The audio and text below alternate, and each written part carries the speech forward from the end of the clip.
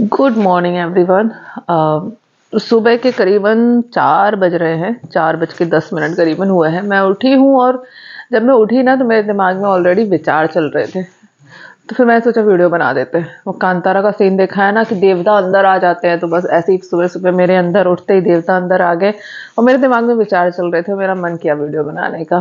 मेरा नाम डॉक्टर नेहा जोशी है और आज हम बात करने वाले हैं कैंसर के बारे में। यस। देखो, अगर आपको कैंसर हो रखा है, अभी आप कैंसर के किसी भी स्टेज में हो, कैंसर का ट्रीटमेंट करवा रहे हो, तो ये वीडियो मत देखना। ये वीडियो आपके लिए नहीं है। आप डिप्रेस हो जाओगे, परेशान हो जाओगे, मत देखो। बाकी के सारे लोग जिनको कैंसर नहीं है, जिनको कैंसर के बारे में जानना है, जिनको डर लगता है कि फ्यूचर में हमें कुछ हो सकता है या नहीं हो सकता है, तो ये वीडियो उनके लिए है। प्लीज, जिनको भी अभी किसी भी प्रकार का कैंसर डायग्नोज हुआ है, वीडियो मत देखिए। ये वीडियो आपके लिए नहीं है। चलो अब बात करते हैं कैंसर के बारे में। कैंसर है क्या, पहले से समझो।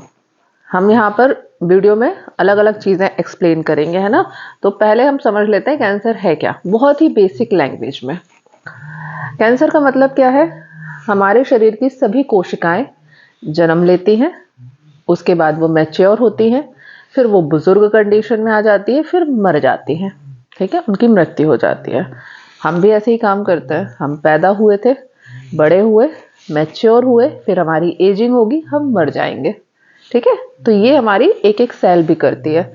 हमारी स्किन की सेल, लिवर की सेल, दिमाग की सेल, पेट की सेल, इंटेस्टाइन की सेल, हड्डियों की सेल, हर एक सेल का यही एक काम है कि वो पैदा होगी, मतलब बनेगी, उसके बाद मैच्योर होगी, मैच्योर होने के बाद कुछ समय अपना फंक्शन करेगी और फिर मर जाएगी। कैंसर सेल क्या है? जिसने मरना बंद कर दिया। जो पैदा हो रही है, बड़ी हो रही है और दूसरों को पैदा कर रही है, वो भी बड़े हो रहे हैं, और तीसरे को पैदा कर रही है, वो भी बड़े हो रहे हैं, लेकिन मर नहीं रही है। मतलब अमृत जिसने पा लिया है ना, वो कैंसर की सेल है। तो अगर आपके बॉडी में ये चीज हो रही है कि बॉडी की फिजियोलॉजी एकदम से गड़बड़ हो जाए, कि वो पैदा तो हो गई, उसने अपना काम भी कर लिया अच्छे से, मैच्योर भी हो गई, अब मैच्योर होने के बाद भाई मर जा, अब हो गया तेरा काम, अब तो बुढ़ी हो गई, मर जा। नहीं, हम नहीं मरेंगे।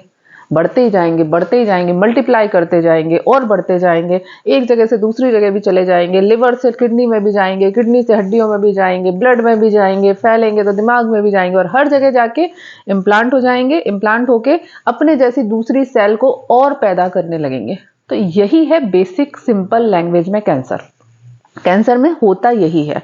कोई भी अलग अलग टाइप के आप कैंसर देख लो, हर एक कैंसर सेल में यही चीज हो रही है कि कैंसर ग्रोथ लगातार करता जा रहा है।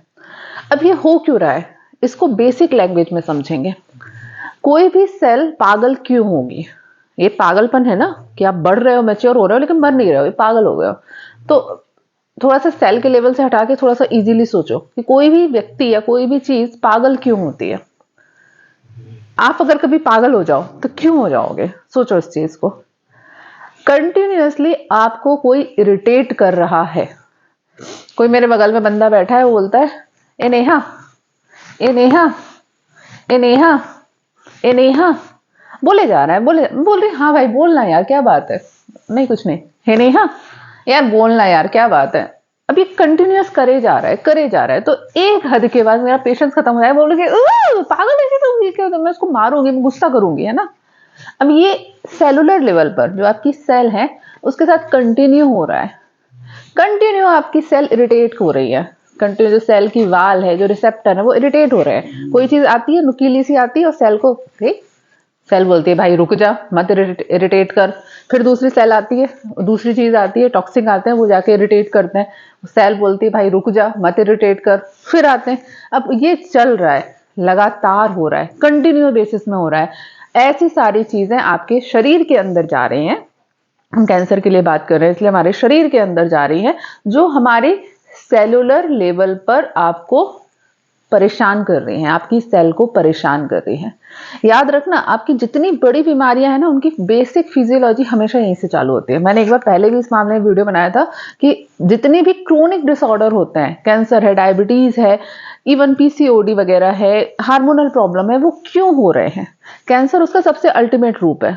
बाकी सब में पर्टिकुलर जगह पर कुछ हो रहा है, कैंसर में पूरी सेल आपकी प्रभावित हो रही है। ठीक है। अब ये टॉक्सिक जाके आपकी सेलुलर लेवल पर आपको इरिटेट कर रहा है। जब हद से ज्यादा इरिटेशन होता जाता है, होता जाता है, होता जाता है, लगातार होता जाता है, 1 साल, 2 साल, 3 साल, 5 साल, 10 साल, तो फिर जाके कैंसर पगला जाती है। कैंसर वाली जो सेल, जो नॉर्मल हेल्दी सेल थी, वो पगला जाती है। वो बोलती है भैया अब नहीं हो रहा, अब तुम देखो मेरा कमाल। फिर वो इरिटेट होके बिल्कुल पगला जाती है। ये बेसिक चीज हो रही है। हम बहुत सिंपल लैंग्वेज में कैंसर को समझ रहे हैं, कोई मेडिकल बड़े बड़े टर्म यूज नहीं कर रहे, ठीक है। अब ये टॉक्सिक कौन से आ रहे हैं आपकी बॉडी के अंदर? मैंने एलोपैथी डॉक्टर का एक वीडियो देखा था, जो भी व्यक्ति के शरीर में स्ट्रेस नहीं होगा उसको कैंसर नहीं हो सकता। सिंपल सा एक रीजन है, आपकी बॉडी को सिर्फ स्ट्रेस प्रभावित करता है, लेकिन स्ट्रेस केवल मेंटल नहीं होता, ठीक है, बहुत सारी अलग अलग चीजें होती है। अब यहाँ पर थोड़ा सा अभी तक का जो था उसको याद रखना, अब हम थोड़ा सा जंप करते हैं दूसरी चीज के ऊपर। अब आजकल के समय में हम लोग सब अच्छा खाना खाते हैं, हर व्यक्ति कैलोरीज काउंट कर रहा है, प्रोटीन काउंट कर रहा है, पोर्शन देख रहा है कि भैया इतना प्रोटीन चाहिए, इतना कार्बोहाइड्रेट चाहिए, इतने अमीनो एसिड चाहिए, हमें ये भी लेना है, चिया सीड भी लेना है, अलसी सीड भी खाना है, एवोकाडो भी खाना है, फ्रूट्स भी खाना है, सब कुछ हम देख रहे हैं, ठीक है, वेरी गुड, बहुत अच्छी बात है। लेकिन ये सब्जियां कैसे उगाई जा रही हैं? हर सब्जी में जितना भी कोशिश करो अलग अलग प्रकार के पेस्टिसाइड मिलाए जा रहे हैं, है ना। ये पेस्टिसाइड लंबे समय तक जाते रहते जाते रहते जाते, आप कितनी भी कोशिश करो, आप गेहूं खा रहे हो ना, आप सोच रहे हो हम कुछ भी नहीं लेंगे, अब गेहूं तो ले रहे हो ना, उस गेहूं की फसल उगाने के लिए बहुत सारे अलग अलग पेस्टिसाइड किए गए हैं। आप ऑर्गेनिक फार्मिंग कर रहे हो या ऑर्गेनिक चीजें मंगा रहे हो, तो वो सामान जिसके अंदर पैक किया गया है, वो पॉलिथीन है अंदर, वो आपको नुकसान पहुंचा रही है। एक रिसर्च में, मेरी रिसर्च नहीं है भाई, मेडिकल रिसर्च ही है प्रॉपर, मैं एडिटर से बोलूंगी ऐसा कुछ सर्च करके कहीं डिस्क्रिप्शन में डाल दे, अगर मिल जाए तो उसको, नहीं तो अदरवाइज मेरी बात पे बिलीव कर लो यार, सुबह के 4 बजे कौन झूठ बोलता है। हाँ, रिसर्च है, मेडिकल रिसर्च है कि आज के समय में हर व्यक्ति के शरीर में प्लास्टिक अंदर है, हमारे ब्लड के अंदर, यहां तक कि हमारे ब्रेन के अंदर भी प्लास्टिक के, माइक्रोप्लास्टिक जिसको बोलते हैं, उसके छोटे छोटे मॉलिक्यूल अंदर प्रवेश कर चुके हैं। अब ये प्लास्टिक कैसे जा रहा है? आपने जोमेटो से खाना मंगाया, जोमेटो, स्विगी या कहीं से भी खाना मंगाया, वो किस में आ रहा है? प्लास्टिक के बॉल्स में आ रहे हैं, पैक होके आ रहे हैं, वो पॉलिथीन से कवर है। आप रोटी मंगा रहे हो तो रोटी रखी हुई है ऊपर से खूब सारी पॉलिथीन की, जिससे खाना गर्म रहे, उनकी भी गलती नहीं है, हमें भी तो गर्म खाना चाहिए ना, तो वो उसको पैक करके भेज रहे हैं। आप किसी के शादी ब्याह में जा रहे हो, वहां पंगत में खाना खाते हो फॉर एग्जाम्पल, तो पंगत में आपकी प्लेट कौन सी है? या तो फाइबर वाली आपको प्लेट दे रहे हैं या दोना दे रहे हैं, सिंपल वाले जो दोने आते हैं जिसमें प्लास्टिक की कवरिंग होती है। तो ये ना चाहते हुए भी आप कितनी भी कोशिश कर लो, आपके खाने में डायरेक्टली या इनडायरेक्टली प्लास्टिक पहुंच रहा है। इसे आप बहुत लेवल तक कंट्रोल कर लो, फिर भी कहीं ना कहीं से आ रहा है। पानी, भारत का पानी गंदा था, आज से 15-20 साल पहले पानी, वाटर पॉल्यूशन बहुत बात होती थी। अब चूंकि हर एक व्यक्ति के घर में, ऑलमोस्ट हर दूसरे व्यक्ति के घर में आरओ की फैसिलिटी अवेलेबल है, सबने लगवा रखा है आरओ का पानी। आरओ का पानी बहुत अच्छा होगा, लेकिन मैं बहुत क्लियरली बोलती हूँ, जब आप मशीनरी से उसको साफ करते हो, वो कभी भी क्लियर नहीं रह जाता, उसमें बहुत सारी ऐसी चीजें आ जाती है जो नहीं आनी चाहिए, ठीक है। तो एक तो ये भी, वहां से भी केमिकल्स आपके अंदर आ रहे हैं, फिर हवा इतनी गंदी हो रही है, वो केमिकल्स आपके अंदर आ रहे हैं। ये सारी चीजें ऐसी है जो इनअवॉइडेबल हैं, जिनको आप चाह के भी नहीं छोड़ सकते, इम्पॉसिबल हो गया है बिल्कुल छोड़ना। तो इतने सारे टॉक्सिक ना चाहते हुए भी आपके शरीर में कहीं ना कहीं से पहुंच ही रहे हैं। अब देखिए, मैं आज के समय में प्लास्टिक का बिल्कुल कम यूज करती हूँ, लेकिन आप बताओ, आप मार्केट से सामान खरीदने जाओगे, आपने 1 किलो पोहा खरीदा, वो किस में पैक होके आता है? प्लास्टिक में पैक होके आ रहा है, कंपनीज भेजती है। आप कहीं रास्ते में हो, आपको भूख लगी, तो आपने कुछ एक नमकीन का पैकेट खरीद लिया, बिस्किट का पैकेट खरीद लिया, वो किस में आया? वो प्लास्टिक में आया। सरकार को पता है, डॉक्टर्स को पता है, सबको पता है कि ये नुकसान करता है, लेकिन सबको अपने पैसे कमाने हैं, ठीक है। लेकिन चलो वो एक अलग बात है, ठीक है। तो ये टॉक्सिक आपके शरीर में कहीं ना कहीं से पहुंच ही रहे हैं, पानी से भी पहुंच रहे हैं, हवा से भी पहुंच रहे हैं, खाने से भी पहुंच रहे हैं। ये सब जाके आपको सेलुलर लेवल पर परेशान करेंगे, नुकसान करेंगे। फिर स्ट्रेस, बिल्कुल ही स्ट्रेसफुल लाइफ तो हमने बना ही रखी है, हम सब स्ट्रेस में, ना चाहते हुए भी इतना स्ट्रेस लेते हैं, और इतना स्ट्रेस लेते हैं कि हमने स्ट्रेस को नॉर्मल कर दिया है कि ये तो नॉर्मल है भाई, रेगुलर वे में होगा ही, स्ट्रेस तो होगा।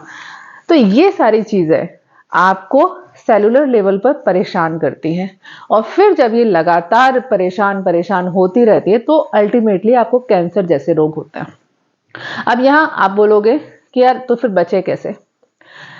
जो चीजें आप इनमें से बदल सकते हो उसको बदल लो, जो चीजें नहीं बदल सकते हो उसको इग्नोर करना चालू करो। वो आपके हाथ में नहीं है। अननेसेसरी उसका स्ट्रेस मत पालो। मेरे पास बहुत सारे लोग कोशिश करते हैं, बात करते हैं कि हम बिल्कुल आयुर्वेदिक लाइफ फॉलो करना चाहते हैं, हम बिल्कुल रेगुलर योगा करेंगे, हम खाने पीने का बहुत ध्यान रखते हैं, बहुत सफाई से खाना खाते हैं। अब कितनी भी सफाई से खाना खा लो भाई, प्लास्टिक कहीं ना कहीं से आपके अंदर पहुंचेगी, प्लास्टिक पहुंचेगी, हवा का जो पोल्यूशन है वो आपके अंदर पहुंचेगा। तो जितना कर सकते हो उतना करो, जो नहीं कर सकते उसकी टेंशन मत लो, ठीक है। एक्सरसाइज करो। एक्सरसाइज करने से क्या होता है कि एक्सरसाइज आपकी बॉडी का एक डिटॉक्स सिस्टम है, कि वो अंदर से जो टॉक्सिक होते हैं उसको निकालने की कोशिश करती है एक्सरसाइज के माध्यम से। सेलुलर लेवल पर हैप्पी फीलिंग आती है, सेल जो होती है वापस हैप्पी होती है कि आपने उसको इतने समय स्ट्रेस तो दे दिया, अब थोड़ा उसको भी रिलैक्स दे दो ना। तो अगर आप उसको रिलैक्स देते रहोगे, स्ट्रेस भी आएगा, रिलैक्स भी आएगा, तो थोड़ा सा वो मेंटेन रह पाएगी, ठीक है। ये करो अगर कैंसर से बचना चाहते हो तो। मैं एक बार, मुझे सौभाग्य मिला था एक साधु महात्मा से मिलने का। मैं अक्सर मिलती रहती हूँ उन लोगों से, और ये मैं बता दूं, मैं 100 लोगों से मिलती हूँ, 100 में से लगभग 98 होते हैं जो बेकार होते हैं, लेकिन उन 98 को मिलते मिलते मिलते एक आध कोई साधु महात्मा आपको ऐसा मिल ही जाता है जो आपको बहुत कुछ सिखा जाता है। मैं एक बार एक साधु महात्मा से मिली थी नर्मदा जी के किनारे, वो भी जबलपुर अमरकंटक के पास में। पढ़े लिखे थे, प्रोफेसर थे। प्रोफेसर होने के बावजूद उन्होंने एक एज पर आकर अपना वो छोड़ दिया संसार का। उन्होंने नर्मदा जी के किनारे एक कुटिया बनाई। कुटिया, लकड़ी की जो कुटिया बनती है ना, जिसमें कुछ है नहीं एक्स्ट्रा, सिर्फ लकड़ी की सिंपल सी एक कुटिया बनाई।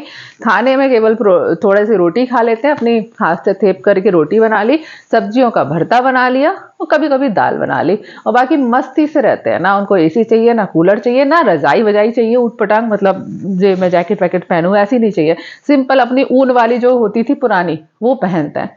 अब ऐसे अगर कोई व्यक्ति रहे तो उसकी बीमारी होने के चांसेस कई गुना ज्यादा कम हो जाते हैं। लेकिन हम उस लेवल पर नहीं है, हमें एक्सेप्ट करना होगा। हम कोशिश कर रहे हैं वहां तक पहुंचने की, लेकिन नहीं है भाई। लोग, मैं थोड़ा बहुत पहुंच चुकी हूँ, थोड़ा बहुत, इत्तू सा रत्ती सा, मतलब मुझे लुक्स के ऊपर ज्यादा प्रभाव नहीं पड़ता, मैं मटेरियलिस्टिक चीजों में ज्यादा इन्वॉल्व नहीं होती। लेकिन उसमें भी कई बार ऐसा होता है कि हमें इन्वॉल्व होना पड़ता है समाज के साथ में। तो जो लोग हद से ज्यादा लुक्स और वो सब देखते हैं, कॉस्मेटिक का दुनिया भर का यूज करते हैं, हमारे घर में क्या सामान है वो सब देखते हैं, तो उनकी हालत सोचो, तो ज्यादातर लोगों की है। तो मेरा कहने का मतलब यह है, कैंसर क्या है वो मैंने आपको बता दिया, क्यों हो रहा है, बस आपके सेल के लेवल पर इरिटेशन है। उसे अब जितना कम कर सकते हो उतना कम कर लो, खाने पीने से, एक्सरसाइज से, स्ट्रेस मैनेजमेंट से। स्ट्रेस मैनेजमेंट को अपनी जिंदगी का हिस्सा बनाओ। बहुत सारे लोग गलती करते हैं कि जब स्ट्रेस हो जाता है तब स्ट्रेस मैनेजमेंट करता है कि भैया अभी ब्रेकअप हो गया, अब तो थोड़े दिन स्ट्रेस मैनेजमेंट करना पड़ेगा, या ऑफिस में टेंशन है थोड़े दिन करना पड़ेगा, और फिर जब वो थोड़ी सही हो जाता है फिर वो भूल जाता है। भैया मेडिटेशन करना, रेगुलर डायरी लिखना, ये सब आपके स्ट्रेस मैनेजमेंट का हिस्सा है। इसको पर डे करना है आपको, जैसे आप खाना खाते हो ना वैसे ही करना है। ये सब करोगे तो कैंसर जैसा रोग होने के चांसेस बहुत कम हो जाएंगे। बहुत कम इसलिए बोल रही हूँ, कुछ भी कर लो थोड़े बहुत चांसेस हमेशा बने रहेंगे। तो अगर आपको कैंसर नहीं है तो ये सारी चीजें समझ लो और करना चालू कर दो, ठीक है। चलो नेक्स्ट वीडियो में मिलते हैं, और ये वीडियो कैसा लगा कमेंट सेक्शन में बताइएगा। और मुझे सुबह सुबह 4 बजे ऐसे वीडियो शूट करने चाहिए कि नहीं वो भी बता दीजिए, क्योंकि फिर सब लोग कमेंट करेंगे कि मैडम आपकी तो झाइयां आ गई, मैडम आपके बाल सफेद हो गए, अभी पफीनेस कितनी दिख रही है आंखों में भूल गया मेरा चेहरा पर कोई नहीं, मन किया तो बस कर दिया। वो कांतारा टाइप का ना देवता आ जाते हैं मेरे अंदर सुबह 4 बजे कि बस मुझे कुछ बताना है लोगों को ये रोनी व्यू कर रही है, क्या बता रही है सुबह सुबह चलो बाय बाय।